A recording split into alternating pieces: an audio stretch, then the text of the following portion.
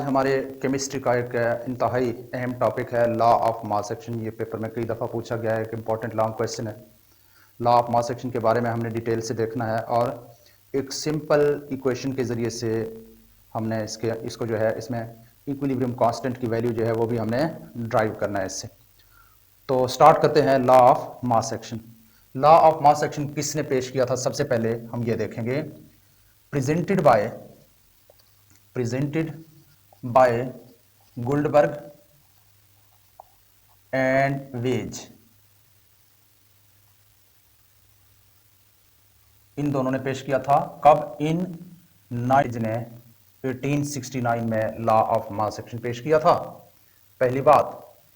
और उसके बाद ये लॉ ऑफ मास एक्शन क्या कहता है, ये किस चीज के बारे में है? इट इज रिलेटेड टू, ये किस चीज के बारे में है? Related to the rate of chemical reaction. Rate of chemical reaction, ये एक केमिकल रिएक्शन की रेट के बारे में है, रफ्तार के बारे में है, स्पीड के बारे में है। इसको समझने के लिए पहले यहां पे एक इक्वेशन को मैं यहां पे लिख दूं, एक general equation a plus B C plus D बन रहा है। अच्छा जी, अब एक यहां पे एक चीज है, एक ब्रैकेट में हम इसको लिखते हैं इस तरह से, इसको हम कहते हैं मोलर कंसंट्रेशन। क्या कहेंगे? मोलर कंसंट्रेशन, मोलर कंसंट्रेशन, या इसको एक्टिव मास भी कह सकते हैं, एक्टिव मास। इस ब्रैकेट से एक्टिव मास को या मोलर कंसंट्रेशन को जाहिर किया जाता है। अब इसी इक्वेशन के अंदर अगर मैं इस एक्टिव मास को यहां से हटा के मोलर कंसंट्रेशन को यहां पे इस ए के ऊपर ऐसे लगा दूं, तो इसको क्या पढ़ेंगे? Molar concentration of A. और इसको क्या पढ़ेंगे? Molar concentration of B. इसको क्या पढ़ेंगे? Molar concentration of C, molar concentration of D. अच्छा जी, एक और चीज, अगर इन दोनों को मैं इकट्ठे देखूं तो इसको क्या पढ़ना चाहिए? Molar concentration of A and B, ऐसे ना। अगर ए एंड बी मेरे रिएक्टेंट हैं, रिएक्टेंट्स, तो फिर इसको हम क्या पढ़ेंगे? मोलर कंसंट्रेशन ऑफ रिएक्टेंट्स या molar concentration of reacting substances, क्योंकि ये आपस में रिएक्ट कर रहे हैं। और फिर ये क्या है? ये पढ़ेंगे इसको हम molar concentration of products, molar concentration of products, और इसको मोलर कंसंट्रेशन ऑफ रिएक्टेंट्स। अब इसको क्या पढ़ेंगे? इन दोनों के जब मोलर कंसंट्रेशन इकट्ठे हैं, मोलर कंसंट्रेशन ऑफ रिएक्टेंट्स। तो ये बात आपको समझ में आ गई है कि मोलर कंसंट्रेशन ऑफ रिएक्टेंट है क्या। अगर तो ये एक रिवर्सिबल रिएक्शन है तो फिर इसमें दो इक्वेशन है, दो रिएक्टेंट हैं। फॉरवर्ड रिएक्शन के लिए ए और बी रिएक्टेंट है, तो मोलर कंसंट्रेशन ऑफ रिएक्टेंट हम इनको कहेंगे। लेकिन रिवर्स रिएक्शन के लिए सी और डी हमारे रिएक्टेंट हैं, ए और बी हमारे प्रोडक्ट हैं, क्योंकि एरो का रुख यूं है। तो फिर रिवर्स रिएक्शन के लिए ये मोलर कंसंट्रेशन ऑफ रिएक्टेंट्स है, sorry, product of molar concentration of reactant भी इसको कह सकते हैं। फॉरवर्ड रिएक्शन के लिए इसको मोलर कंसंट्रेशन ऑफ रिएक्टेंट कहेंगे, लेकिन रिवर्स रिएक्शन के लिए इसको मोलर कंसंट्रेशन ऑफ रिएक्टेंट्स कहेंगे। अच्छा जी, अब लॉ क्या कहता है? लॉ कहता है कि जो रेट ऑफ रिएक्शन होता है, रेट ऑफ रिएक्शन जो होता है, केमिकल रिएक्शन की जो रेट है, वो डायरेक्टली प्रोपोर्शनल है किस चीज के?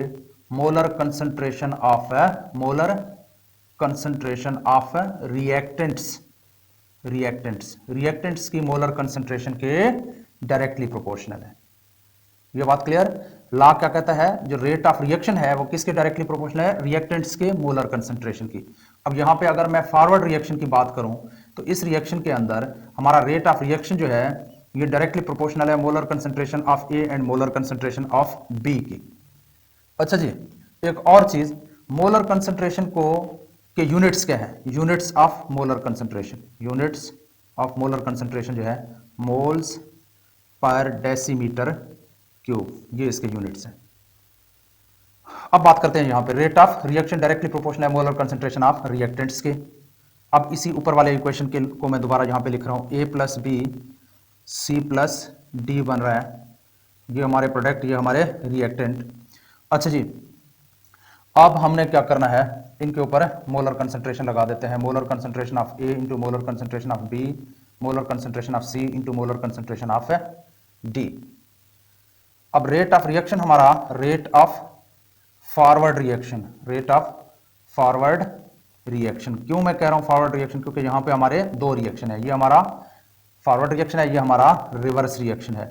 अब फॉरवर्ड रिएक्शन के लिए मैं इसको लिख रहा हूं K F, rate constant for forward reaction, इसके लिए rate constant for reverse reaction. अब क्या होगा, rate of forward reaction directly proportional होगा यहां पे। अब हमारे रिएक्टेंट फॉरवर्ड रिएक्शन के लिए ए और बी हैं, तो होगा molar concentration of A into molar concentration of B.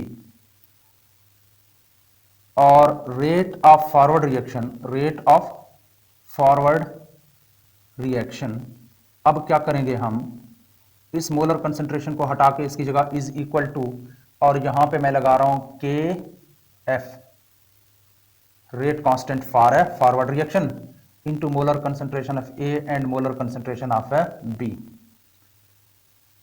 अच्छा जी, ये मेरे पास आ गया इक्वेशन 1, यानी आर एफ मेरा किसके बराबर है, R F is equal to K F molar concentration of A into molar concentration of B, इस ऊपर वाले रिएक्शन के लिए।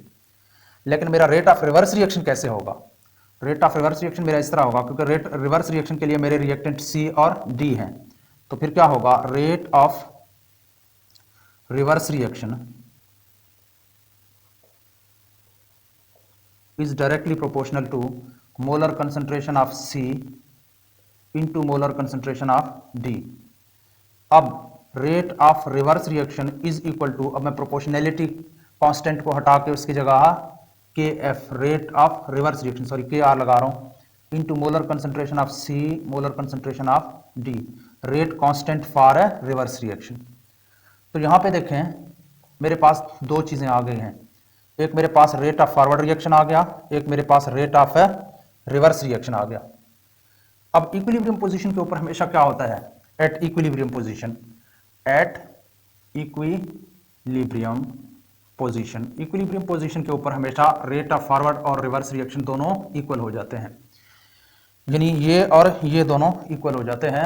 Are F is equal to R R, rate of forward और रिवर्स रिएक्शन दोनों इक्वल है। अब करना क्या है, अब यहां पे आर एफ की वैल्यू यहां से उठाएंगे जो कि ये है, ठीक, अच्छा जी, और आर आर की वैल्यू यहां से उठाएंगे जो कि ये है, और इनको यहां से कट करके यहां पे इसके नीचे पेस्ट कर देंगे, यानी रेट ऑफ फॉरवर्ड रिएक्शन की जो वैल्यू बनती है उसको रेट ऑफ फॉरवर्ड रिएक्शन के नीचे, और रेट ऑफ रिवर्स रिएक्शन की जो वैल्यू बनती है उसे रिवर्स रिएक्शन के नीचे पुट कर देंगे जगह पे। अब क्या हो गया, आर एफ के लिए क्या बनता है, K F molar concentration of A into molar concentration of B, K F molar concentration of A into molar concentration of B is equal to R R के लिए क्या है, के आर, देखें आर आर की value, K R molar concentration of C into molar concentration of D, K R molar concentration of C into molar concentration of D. अब हमने क्या करना है, हमने मालूम करना है के सी, इक्विलिब्रियम कांस्टेंट, रेट कांस्टेंट या इक्विलिब्रियम कांस्टेंट टोटल रिएक्शन के लिए, रिवर्सिबल रिएक्शन के लिए। अब ये जो के सी है इसकी वैल्यू हमेशा इक्वल है K F over K are के, तो यानी हमने पहले क्या करना है, K F over K R की वैल्यू मालूम करना है, जो कि इस इक्वेशन से हम कर सकते हैं। कैसे, इसी इक्वेशन में देखें, के एफ ओवर के आर यानी क्रॉस एक्सचेंज, तो ये यहाँ पे मल्टीप्लाई हो रहा है तो इस साइड पे आके डिवाइड हो जाएगा, के आर यहाँ मल्टीप्लाई यहाँ पे आके डिवाइड हो रहा है, is equal to molar concentration of C into molar concentration of D. अब ये यहाँ पे अगर मल्टीप्लाई हो रहे हैं तो यहाँ पे आके डिवाइड हो जाएंगे, molar concentration of A into molar concentration of B, cross multiplication कर लिया हमने। तो हमारे पास K F over K R की वैल्यू आ गई। अब ये के एफ ओवर के आर किसके बराबर है, के सी के बराबर है, तो K C is equal to molar concentration of C into molar concentration of D divided by molar concentration of A into molar concentration of B. तो यहाँ पे हमने इक्विलिब्रियम कांस्टेंट की वैल्यू जो है वो मालूम कर ली है। एक और जनरल रिएक्शन है, ए प्लस बी और बन रहा है सी प्लस डी। अब यहाँ पे ये जो स्मॉलर ए है ये नंबर ऑफ मोल्स है, क्या है, number of moles of A, इसको हम पढ़ेंगे number of moles of B, number of moles of B, इसको पढ़ेंगे number of moles of A, इसको number of moles of B, इसको number of moles of C, और इसी को number of moles of D, इसी तरह पढ़ेंगे इनको। ये यानी कि ये जो स्मॉलर ए, बी और सी और डी हैं, ये नंबर ऑफ मोल्स को जाहिर कर रहे हैं, और नंबर ऑफ मोल्स को हमेशा हम पावर में लेके जाएंगे। अभी हम इसको समझने की कोशिश करेंगे। अब इसके लिए रेट ऑफ फॉरवर्ड रिएक्शन को पहले देखें, किसके डायरेक्टली प्रोपोर्शनल है? Directly proportional to molar concentration of A into molar concentration of B. लेकिन ये जो नंबर ऑफ मोल्स होता है, इसको हमेशा पावर में लेके जाना है, तो इसलिए हम लिखेंगे मोलर कंसंट्रेशन ऑफ ए का पावर जो है ए, और molar concentration of B power B.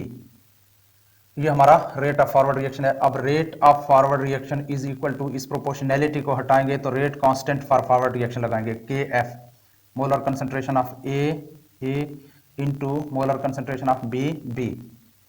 अच्छा जी, ये मेरे पास आ गया रेट ऑफ फॉरवर्ड रिएक्शन।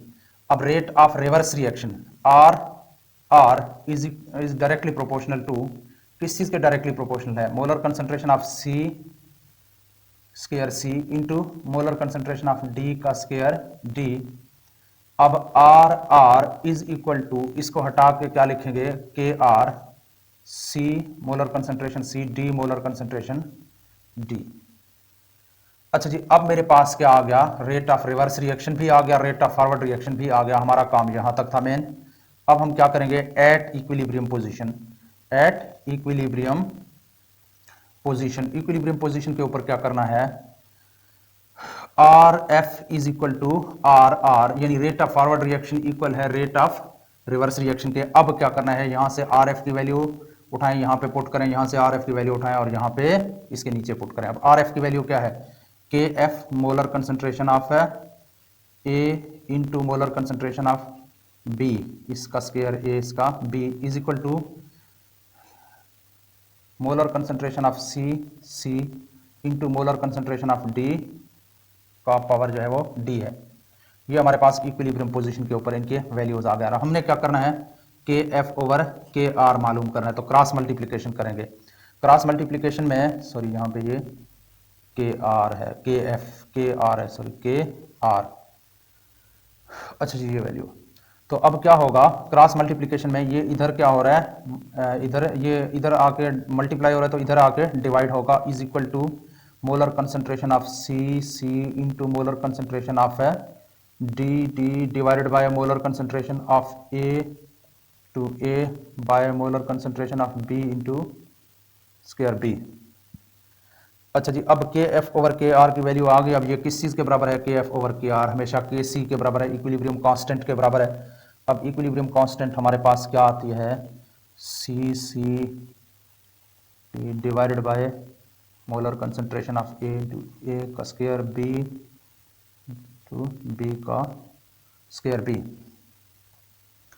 अच्छा जी, तो यहाँ पे हमारा ये के सी की वैल्यू यहाँ पे निकल आती है। एक और रिएक्शन के लिए, अब यहाँ पे मैं फर्ज कर लिख रहा हूँ H2 प्लस I2, एक जनरल रिएक्शन है, ये मिलके बना रहे हैं 2HI, इक्वेशन समझें, बैलेंस है। अब क्या होगा? अब इसके लिए हमने पहले निकालना है रेट ऑफ फॉरवर्ड रिएक्शन, ये हमारा पहला स्टेप होता है। Rate of forward reaction is directly proportional to H2 molar concentration into I2 molar concentration. याद रखें यहाँ पे प्लस का साइन नहीं लगता। अच्छा जी, अब R F is equal to K F H2 into I2 molar concentration. ये हमारे पास रेट ऑफ फॉरवर्ड रिएक्शन निकल आया। अब हमने क्या करना है? रेट ऑफ रिवर्स रिएक्शन निकालना है। ये के एफ है हमारा, ये हमारा के आर है।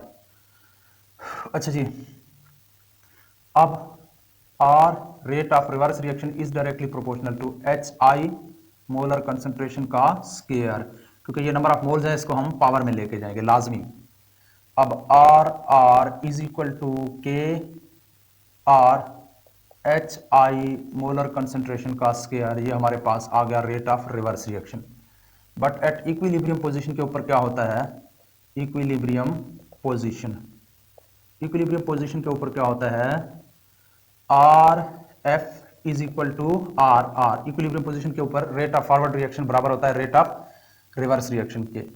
अब क्या करें? वैल्यू यहां से आर एफ की वैल्यू उठाएंगे यहाँ से आर आर की और उनको यहाँ पे पुट कर देंगे। अब आर एफ की वैल्यू है K F H two molar concentration into I two molar concentration is equal to K F के लिए क्या है, आर एफ के लिए आर आर के लिए जो के R H I molar concentration का स्क्वायर। अब हमने क्या मालूम करना है, K F over K are यानी क्रॉस मल्टीप्लीकेशन करेंगे, ये यहाँ पे मल्टीप्लाई तो यहाँ पे डिवाइड, ये यहाँ पे मल्टीप्लाई तो यहाँ पे डिवाइड होगा, is equal to H I molar concentration का square divided by H two molar concentration into I two molar concentration. अब K F over K are हमेशा किस चीज के बराबर है, के सी के बराबर, K C is equal to H I molar concentration का square divided by H two molar concentration into I two molar concentration. तो सो ऑन, आप कोई भी रिएक्शन जो है उसके लिए इक्विलिब्रियम कांस्टेंट की वैल्यू आसानी के साथ लॉ ऑफ मास एक्शन को यूज करते हुए फाइंड कर सकते हैं। यहाँ तक हमारा आज का लेक्चर एंड होता है।